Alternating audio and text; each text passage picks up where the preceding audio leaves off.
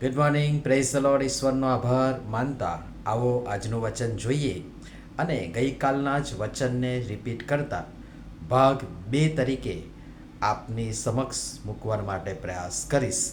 આજનું વચન પણ એ જ છે જે કહે છે, સુશીલ સ્ત્રી આબરૂને સાચવી રાખે છે અને જુલમી માણસો દ્રવ્ય સાચવી રાખે છે. નીતિવચનોનું પુસ્તક, તેનો 11મો અધ્યાય અને 16મી કલમ.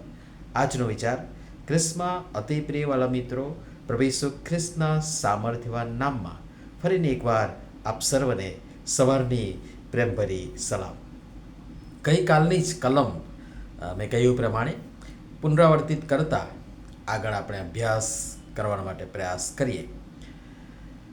હમણાં જ સૌનો પ્રિય દિવસ એટલે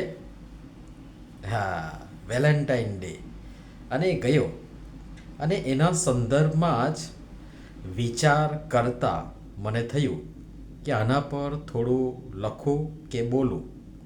પણ તે દિવસે જાણી જોઈને મેં એ વિશે નથી લખ્યું કે શુભેચ્છા પણ નથી પાઠવી.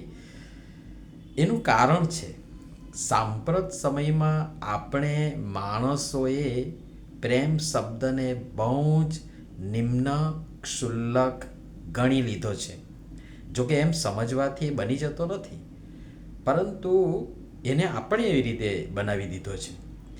અને એનો નિચોડ રજૂ કરું તો આજની પરિભાષા, આજના માણસોની સમજણ પ્રમાણેની પરિભાષા જો તમારી આગળ મૂકવા માટે પ્રયાસ કરું તો એ સમજણમાં પ્રેમ એટલે માત્ર ને માત્ર દૈહિક વાસના, અને એ પણ એક સ્ત્રી અને પુરુષ પૂરતી, અને એ પણ થોડા સમય પૂરતી શારીરિક ભોગ વિલાસની ઈચ્છાની સંતૃપ્તિ, અને પછી જે તે વ્યક્તિ પરથી માણસનું મન ઉઠી જાય એટલે એ બીજા કોઈ પાત્ર તરફ નજર માંડે, અને આ બધું પ્રેમ નથી, હરગીઝ નથી. માત્ર ને માત્ર વિજાતીય કે સજાતીય આકર્ષણ છે, જે મેલી ગંદી ઈચ્છાની પૂર્તિ બાદ સમેટાઈ જાય છે. બહુ અઘરું છે, બહુ ગંભીર છે, પણ સમયની માંગ છે કે આ વિષય સંદર્ભે પણ આપણે થોડું વિચારીએ. સ્ત્રી અને પુરુષ અથવા પતિ પત્નીના શુદ્ધ પવિત્ર પ્રેમ પૂરતું બરાબર છે, અને પણ મેલી મુરાદ રાખી ગંદા વિચારો સાથે અને કેવળ ક્ષણિક ઉપભોગના સાધન તરીકે જે વ્યક્તિઓ એકબીજાને ફસાવે છે, ભમાવે છે અને તેના શિયળનો ભંગ કરી તેને બગાડે છે અને એની આબરૂ સાથે રમત રમે છે, એવા જુલમી માણસો કે વ્યક્તિઓ સાથે મને વાંધો છે. અને આજે માણસો ફસાય પણ કેવી રીતે? બે કાલી ઘેલી વાહિયાત, જેનો કોઈ જ પાયો હોતો નથી, એવી વાત કે ઠગારા ને નઠારા શબ્દો ને વાયદા, પ્રોમિસ, એકાદ ફૂલ કે કાર્ડ કે ચોકલેટ અથવા તો પેલા ટેડી બિયર, એની આગળ તમે બીજું મૂકી શકો છો.